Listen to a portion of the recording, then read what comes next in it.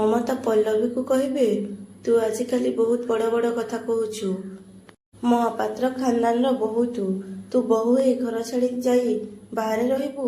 ତୁ ନିଜକୁ ଆଇଡଲ ବୋହୂ ବୋଲି ଦେଖେଇ ହେଉଛୁ ନା? ତୋର ଏଇ ଶାଶୁମା କହୁଛି ତୁ ଏଠୁ ଯିବୁନି। କ'ଣ ତାର ଆଜ୍ଞା ପାଳନ କରିପାରିବୁନି? ତୁ ଏମିତି ବୋହୂ ହେଇଛୁ। ତାପରେ ଦାଦିମା ପଲ୍ଲବୀକୁ କହିବେ, ପଲ୍ଲବୀ, ପତିଠୁ ବଡ଼ ଏ ଦୁନିଆରେ କେହି ନାହାନ୍ତି। ତୁ ଆଦର୍ଶକୁ ବହୁତ ଭଲ ପାଉ, ଆଉ ତାର ଖ୍ୟାଲ ନ ରଖି ତୁ ଏ ଘର ଛାଡ଼ି କେମିତି ଚାଲିଯିବୁ? ତାପରେ ପଲ୍ଲବୀ ଦାଦିମାଙ୍କୁ ହକ୍ କରିବେ ଆଉ କହିବେ, କେତେ ବଡ଼ ଭାଗ୍ୟ ମୋର, ଆପଣଙ୍କ ଭଳି ଭଲ ପାଇବା ଶାଶୁଘରଟେ ମୋତେ ମିଳିଛି। ଆପଣଙ୍କର ଭଳି ଭଲ ପାଉଥିବା ଦେବତା ସମାନ ଲୋକମାନଙ୍କୁ ମୁଁ କେମିତି ଛାଡ଼ି ଚାଲିଯିବି? ତାପରେ ଗୌରବ କହିବେ, ଆଚ୍ଛା ହଉ, ତାହେଲେ ମୁଁ ଏବେ ଲଗେଜ ନେଇକି ପଲ୍ଲବୀଙ୍କ ରୁମରେ ରଖିଦେଇ ଆସୁଛି। ଏମିତି କହି ଗୌରବ ଲଗେଜ ନେଇ ଉପରକୁ ଚାଲିଯିବେ। ତାପରେ ଆଦର୍ଶ କହିବେ, ଯାହା ହଉ, ବହୁତ ଭଲ ହେଲା ଠାକୁରେ, ତମେ ମୋ ପଲ୍ଲବୀକୁ ଅଟକେଇ ଦେଲ। ତାପରେ ଦାଦିମା ମାୟାକୁ କହିବେ, ମାୟା, ତୁ ଏସବୁ ବନ୍ଦ କର। ତୁ ବହୁତ ଷ୍ଟ୍ରିକ୍ଟ ଦେଖେଇ ହେଉଛୁ। ପୁରୋହିତଙ୍କ କହିବା ଅନୁସାରେ ପଲ୍ଲବୀ ଯଦି ବ୍ରତ ଠିକ୍ ଭାବେ କରିପାରିଲା ତାହେଲେ ତ ସେ ପୂଜାରେ ବସିପାରିବ। ଆଉ ଏଇଟା ହିଁ ହେଉଛି ଆମ ସମସ୍ତଙ୍କ ନିଷ୍ପତ୍ତି, ଆଉ ଏଇଟା ହିଁ ଫାଇନାଲ। ତାପରେ ଆଦର୍ଶ ଆସିବେ ଆଉ ପଲ୍ଲବୀକୁ କହିବେ, ହଁ ପଲ୍ଲବୀ, ମୁଁ ବି ତ ତମ ସହିତ ମିଶି ବ୍ରତ ପାଳନ କରିବି। ଆମେ 2 ଜଣ ଏକାଠି ବସି ବ୍ରତ ସବୁ ନିୟମ ପାଳନ କରିବା। ଏମିତି କହି ଆଦର୍ଶ ପଲ୍ଲବୀକୁ ହକ୍ କରିବେ। ତାପରେ ପଲ୍ଲବୀ କିଚେନ ସଫା କରୁଥିବେ। ତାପରେ ଦାଦିମା ପଲ୍ଲବୀ ପାଖକୁ ଯିବେ ଆଉ କହିବେ, ପଲ୍ଲବୀ, ଖାଇଲୁଣି ତୁ? ତାପରେ ପଲ୍ଲବୀ କହିବେ, ଦାଦିମା, ବ୍ରତ ଅନୁସାରେ ମୋତେ ଦିନକୁ ମାତ୍ର ଥରେ ଖାଇବା ଉଚିତ, ତେଣୁ ମୁଁ ଆଜିଠୁ ହିଁ ମୋ ବ୍ରତ ଆରମ୍ଭ କରିଦେଲି।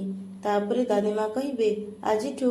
ତାପରେ ପଲ୍ଲବୀ କହିବେ, ହଁ, ସେଇଥିପାଇଁ ମୁଁ ଆଜି ରାତିରେ କିଛି ଖାଇବିନି। ତାପରେ ଦାଦିମା କହିବେ, ପଲ୍ଲବୀ, ତୁ ମୋତେ କ୍ଷମା କରିଦେବୁ ମା, ମୁଁ ତୋତେ ବିଶ୍ୱାସ କରିନଥିଲି। ମୁଁ ଜାଣିଥିଲି ଯେ ତୁ ନିର୍ଦ୍ଦୋଷ, କିନ୍ତୁ ମୁଁ ଚାହୁଁଥିଲି ରୁବି ଧରା ପଡ଼ୁ। ତାପରେ ପଲ୍ଲବୀ କହିବେ, ଠିକ୍ ଅଛି ଦାଦିମା, ମୁଁ ଜାଣେ ଆପଣ ମୋତେ ବହୁତ ଭଲ ପାଆନ୍ତି। ତାପରେ ଦାଦିମା କହିବେ, ହଉ ଠିକ୍ ଅଛି, ଯା ତୁ ଯାଇକି ଏବେ ରେଷ୍ଟ ନେ, ଆଉ ବାକି ସବୁ କାମ ମୁଁ କରିନେବି, ଯା। ତାପରେ ପଲ୍ଲବୀ କହିବେ, ନାଇଁ ଦାଦିମା, ଆପଣ ଯାଆନ୍ତୁ ରେଷ୍ଟ ନେବେ। ମୋର ଅଲମୋଷ୍ଟ କାମ ସରି ଆସିଲାଣି, ମୁଁ କାମ ସାରି ଯାଉଛି। ତାପରେ ଦାଦିମା କହିବେ, ମୁଁ କହିଲି ନା ମୁଁ କରିବି, ଦେ ମୋତେ, ଦେ, ଛାଡ଼, ଦେ ପରା କହୁଛି, ଯା ଶୋଇବୁ ଯା। ତାପରେ ଆଦର୍ଶ ଆସି ଦାଦିମାର ହାତକୁ ଧରିବେ ଆଉ କହିବେ, ଦାଦିମା, ପଲ୍ଲବୀଙ୍କ ସାଙ୍ଗରେ ମୁଁ ଅଛି ନା, ଆପଣ ଯାଆନ୍ତୁ ରେଷ୍ଟ ନେବେ। ଆପଣ ଯେତେବେଳେ ପଲ୍ଲବୀଙ୍କୁ ସଜା ଦେଇଛନ୍ତି, ତାଙ୍କ ହଜବେଣ୍ଡ ହିସାବରେ ମୋର ବି କର୍ତ୍ତବ୍ୟ ତାଙ୍କ ସଜାରେ, ମାନେ ମୁଁ ବି ତାଙ୍କ ବ୍ରତରେ ତାଙ୍କ ସାଙ୍ଗରେ ଠିଆ ହେବି। ତାପରେ ଦାଦିମା ଆଦର୍ଶର କାନ ଧରିବେ ଆଉ କହିବେ, ବଦମାସ, ସବୁ ଦୋଷ ମୋ ଉପରେ ଲଦୁଛୁ। ନାଇଁ, ଏକଥା କାହିଁକି କହୁନୁ ଯେ ପଲ୍ଲବୀ ବିନା ରୁମରେ ତୋତେ ଏକୁଟିଆ ଭଲ ଲାଗୁନି, ସେଇଥିପାଇଁ ଏଇଠିକି ପଳେଇ ଆସିଛୁ। ତାପରେ ଆଦର୍ଶ କହିବେ, ଆରେ ଦାଦିମା, ବ୍ରତ ପାଇଁ ପୂଜାରୀ ନନା ଆମ 2 ଜଣଙ୍କୁ ଗୋଟେ ରୁମରେ ଶୋଇବା ପାଇଁ ମନା କରିଛନ୍ତି, କିନ୍ତୁ ପତ୍ନୀ ହିସାବରେ ତାଙ୍କୁ ସାହାଯ୍ୟ କରିବାକୁ ମନା କରିନାହାନ୍ତି ନା। ତାପରେ ଦାଦିମା କହିବେ, ହଉ ଠିକ୍ ଅଛି, ଛାଡ଼ିଦେଲି, ମନେ ରଖିବୁ, ତା ସାଙ୍ଗରେ ଜମା ନଖରାମି କରିବୁନି, ହେଲା। ତାପରେ ଆଦର୍ଶ କହିବେ, ହଁ ଦାଦିମା, ମୁଁ ସେ କଥା ଜାଣେ। ଏମିତିରେ ବି ମୁଁ ବହୁତ ଭଲ ପିଲା, ତମେ ଜାଣିନ। ତାପରେ ଦାଦିମା କହିବେ, ଭଲ ପିଲା ମୋ ନାତିଆ, ତମେ 2 ଜଣ ଭଲ ପାଇବା ଏମିତି ସବୁବେଳେ ରହିଥାଉ। ଏମିତି କହି ଦାଦିମା ଚାଲିଯିବେ। ତାପରେ ଆଦର୍ଶ ପଲ୍ଲବୀକୁ କହିବେ, ପଲ୍ଲବୀ, ଏସବୁ କରିବା ତମର କିଛି ବି ଦରକାର ନାହିଁ। ଦେଖ, ନକ୍ଷତ୍ର ଶ୍ରୁତି ବ୍ରତ ଏସବୁ ବହୁତ କଠୋର, ଏସବୁ ପାଇଁ ତମେ ତମ ନିଜକୁ ଏତେ ଟର୍ଚର କାହିଁ କରୁଛ? ତାପରେ ପଲ୍ଲବୀ କହିବେ, ଠାକୁରଙ୍କ ନାଁରେ ଏମିତି କୁହନ୍ତିନି, ତା ଛଡ଼ା ଏ ବ୍ରତ ମୁଁ ମୋ ନିଜ ଖୁସିରେ କରୁଛି ଆଦର୍ଶ। ତାପରେ ଆଦର୍ଶ କହିବେ କିନ୍ତୁ ପଲ୍ଲବୀ, ତାପରେ ପଲ୍ଲବୀ କହିବେ ଥରେ ଚିନ୍ତା କର ଆଦର୍ଶ, ଲୋକମାନେ ନିଜକୁ ଫିଟ୍ ଆଣ୍ଡ ଫାଇନ୍ ରଖିବା ପାଇଁ ଡାଏଟ୍ କରି କେତେ କଷ୍ଟ ନ କରୁଛନ୍ତି। ଯଦି ବ୍ରତ ନାଁରେ ମୁଁ ମୋ ନିଜ ଉପରେ କଣ୍ଟ୍ରୋଲ କରିବା ଶିଖିଯିବି ତାହେଲେ ମୋର କେତେ ମଙ୍ଗଳ ନ ହେବ। ତା ସାଙ୍ଗକୁ ଏ ବ୍ରତ ମୋର ବହୁକୋଣୀୟ ପ୍ରଶ୍ନ।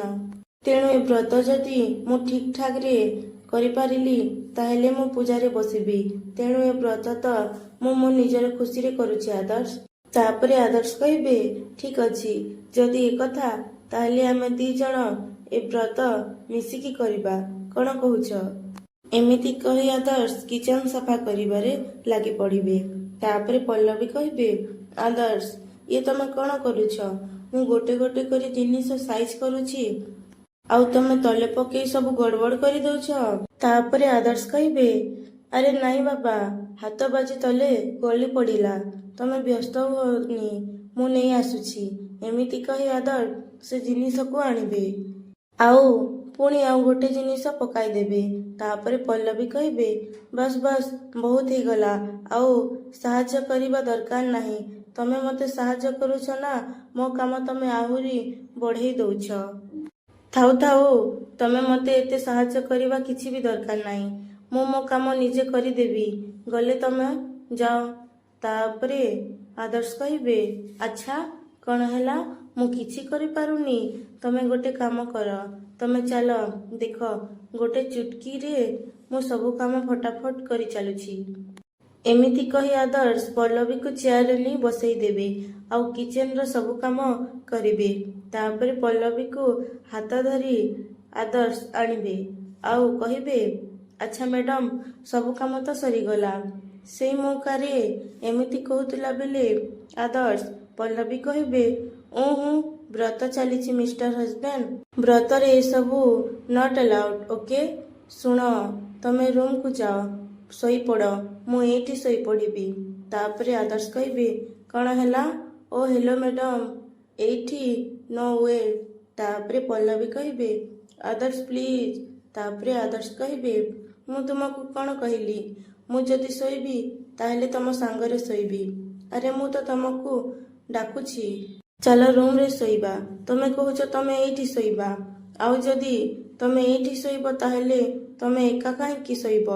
ତାପରେ ପଲ୍ଲବୀ କହିବେ ନାଇଁ ଆଦର୍ଶ, ଏ ବ୍ରତର ରୁଲ୍ସ ନୁହେଁ, ତମେ ରୁମରେ ଯାଇ ଶୁଅ, ମୁଁ ଏଇଠି ଶୋଇବି। ତାପରେ ଆଦର୍ଶ କହିବେ ମୁଁ କ'ଣ କହିଲି? ଯଦି ଶୋଇବା ଆମେ ସାଙ୍ଗ ହେଇ ଶୋଇବା, ଆଇଦର ଉପରେ ନହେଲେ ତଳେ। ତାପରେ ପଲ୍ଲବୀ କହିବେ ମୁଁ କହିଲି ନା ତମେ ଶୋଇପାରିବନି ବୋଲି, ସୋ ତମେ ଏଇଠି ଶୋଇପାରିବନି। ତାପରେ ନୀଲମ ଆସିବେ ଆଉ କହିବେ ବାସ୍ ବାସ୍ ବାସ୍, ତମେ 2 ଜଣଙ୍କ ଝଗଡ଼ା ସେତିକି ଥାଉ। ଶୁଣ, ତମେ 2 ଜଣ ଯାକ ମୋ କଥା ଭଲରେ ଶୁଣ।